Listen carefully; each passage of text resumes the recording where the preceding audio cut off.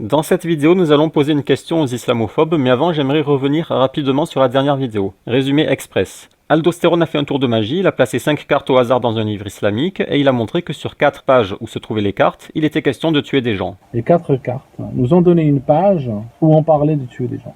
Bon, en réalité, c'était juste une carte, mais c'est pas grave. La carte 1, c'était sur les dépenses de l'État. Pour les combattants, pour les pauvres qui veulent faire le pèlerinage. La carte 2, c'était sur l'interdiction de la mutilation, avec une discussion sur les cas où l'interdiction peut tomber, par exemple via le talion.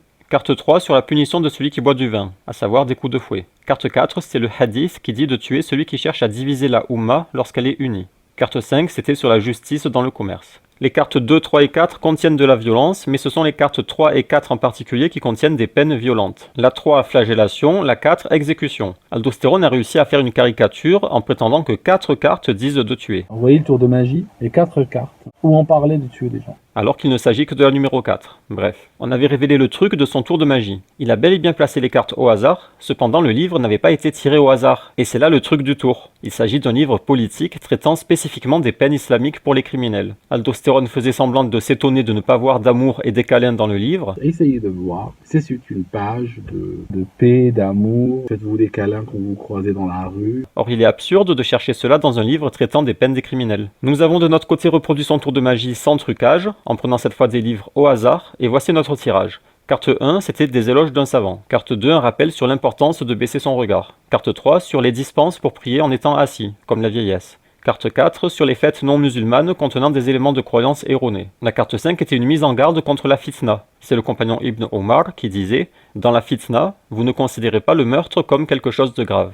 Sous-entendu, la fitna est très grave car elle implique la minimisation de la gravité du meurtre. En résumé, le 1 montre le respect dû aux savants, le 2 montre le comportement pudique que doit adopter le musulman, le 3 montre la flexibilité du droit musulman, le 4 insiste sur l'identité forte du musulman, et le 5 met en garde contre le désordre social. Attention à la fitna. Cette expérience de tirer des pages au hasard est amusante, on y rejouera une autre fois. Donc si l'on devait dresser un portrait de la religion sur la base de seulement ces 5 textes, on pourrait dire « L'islam est une religion qui incite à la pudeur, qui appelle à la paix sociale, les règles islamiques ont une certaine flexibilité, le musulman doit avoir une identité forte et respecter les savants. » Et nous sommes très loin de la caricature ridicule qu'avait construite Aldostérone. C'est des égos ces livres. Si quelqu'un veut critiquer l'islam par exemple pour la flagellation, pourquoi ne pas simplement dire « L'islam est une belle religion qui véhicule des valeurs nobles, cependant je n'apprécie pas les châtiments corporels comme la flagellation ». Ou bien ceux qui sont obsédés par Aïcha, pourquoi ne pas dire « L'islam est une belle religion qui véhicule des valeurs nobles, cependant j'ai du mal avec le mariage des enfants auquel je n'adhère pas ». Pourquoi chercher à tout prix à rendre l'intégralité de la religion monstrueuse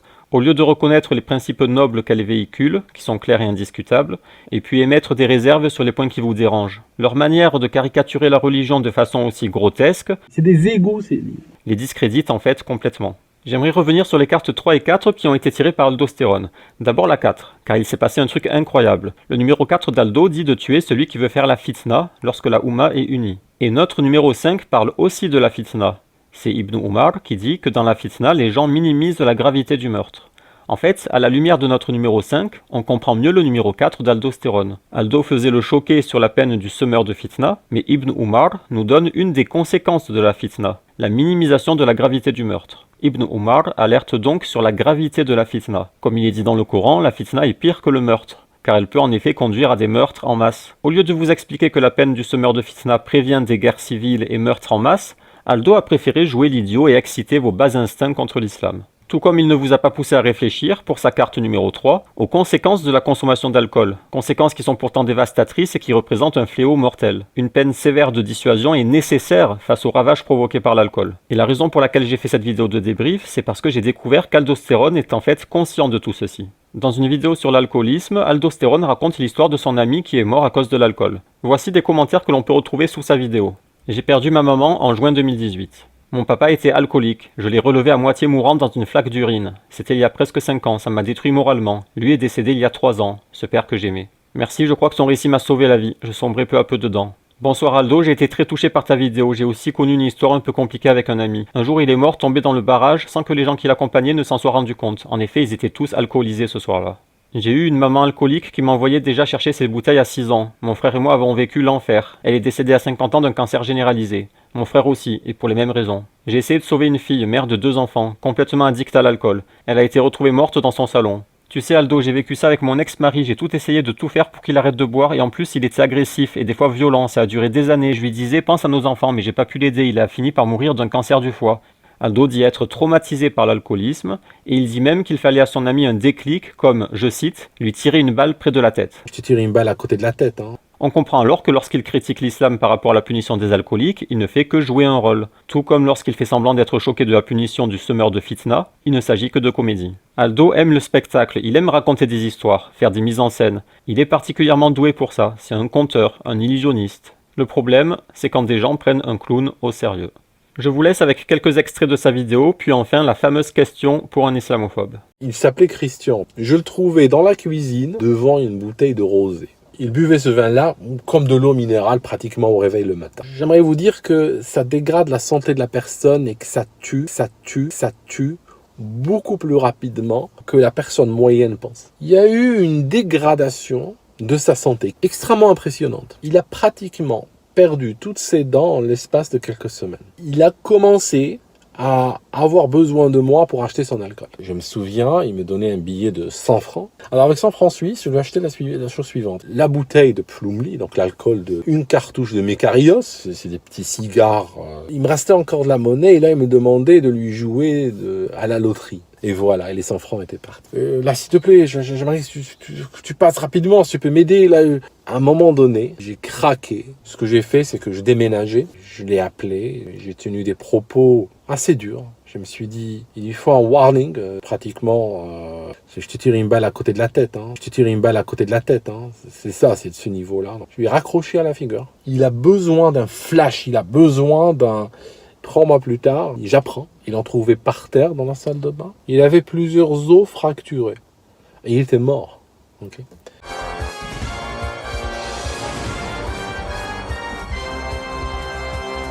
Nous voilà de retour avec Aldo qui va devoir répondre à la fameuse question pour 100 francs suisses. Voici la question. Mon ami Christian est alcoolique. Quelle est la meilleure option pour lui sauver la vie?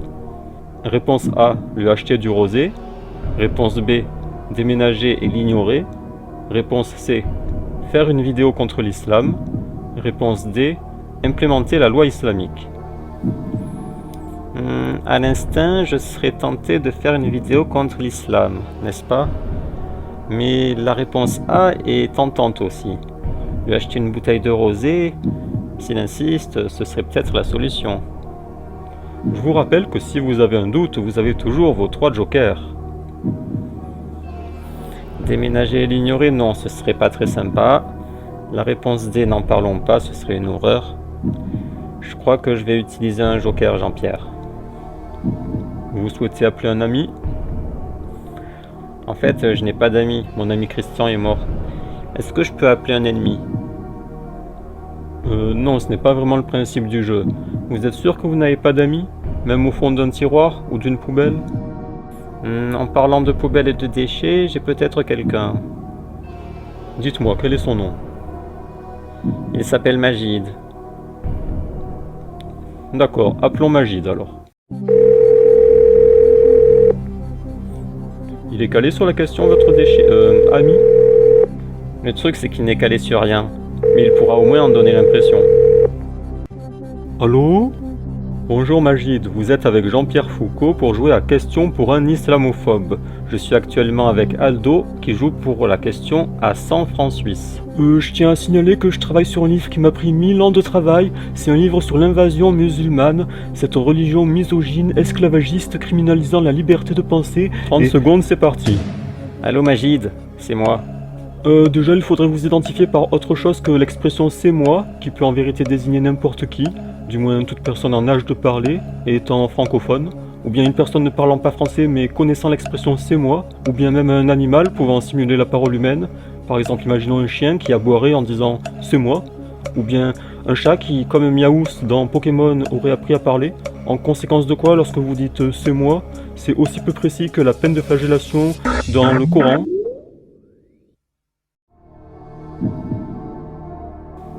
Bref. C'était un ami, c'est ça? Disons un compagnon de haine. Sachez qu'il vous reste encore vos 2 autres jokers. En fait, j'hésite entre les réponses A et C. Je pense que je vais utiliser le 50-50, en espérant qu'une des deux réponses sera éliminée. Oui, j'utilise le 50-50, Jean-Pierre. Ordinateur, veuillez retirer 2 mauvaises réponses. Ok, bah du coup c'est évident. Réponse A, Jean-Pierre. Je lui achète une bouteille de rosé. Vous êtes sûr? Il vous reste un joker. Oui, je suis certain. Mais en lui achetant du vin, vous ne risqueriez pas de le tuer à petit feu? Et au lieu de le sauver, de le précipiter vers sa mort et être complice d'une certaine manière? Je suis sûr, Jean-Pierre. C'est votre dernier mot? C'est mon dernier mot. Mon ami Christian est alcoolique. Quelle est la meilleure option pour lui sauver la vie? La réponse était... implémenter la loi islamique. Quoi?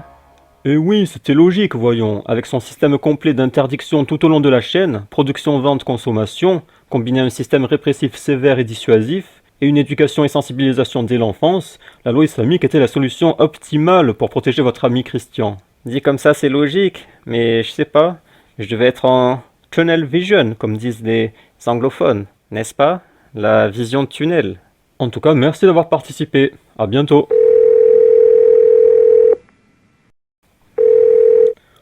Allô? Oui, ce serait pour faire une réclamation. Vous pouvez braquer la caméra sur moi, s'il vous plaît? Je suis à votre droite.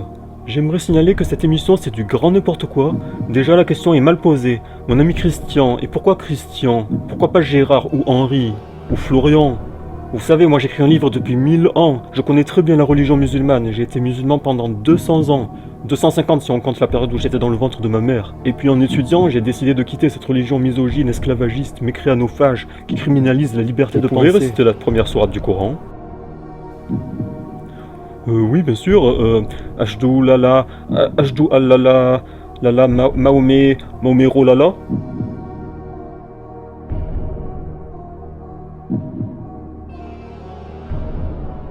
Quoi, c'est pas ça? Dites mon cher Aldo, tous vos amis sont-ils des alcooliques? Non, celui-là c'est hors catégorie. Il manque quelques chromosomes. Faut l'excuser. D'ailleurs, vous ne m'avez pas laissé terminer mon appel. Je disais que tout dans votre émission est imprécis, comme la flagellation dans le Coran. Ça dit de donner 100 coups de fouet, mais on ne sait pas la taille du fouet. On ne sait pas la pression au centimètre carré à exercer. On ne sait pas la température en degrés Celsius. De quelle couleur est la vache? Bon, ok, implémentons la charia. Oh